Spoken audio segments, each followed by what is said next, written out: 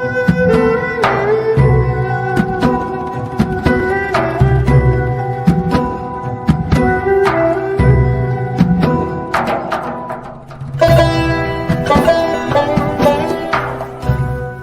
salsan da yaxşılığı, bil, yenə qayıdacaq.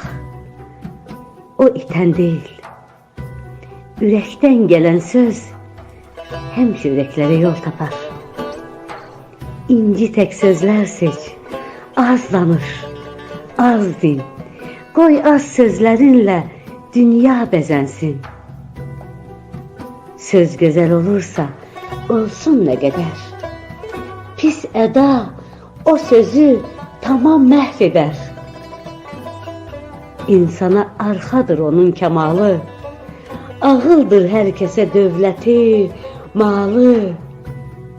Amandır, amandır, ağlını unutma ki sən, gülü tikana dəyişməyəsən.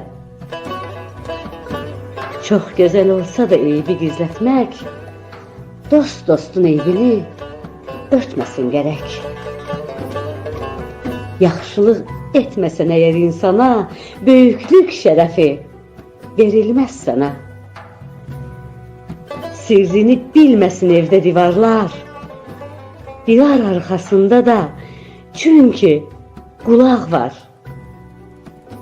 Bulud ağlamasa, çəmən gülməz. Varlıq eşq üzəri.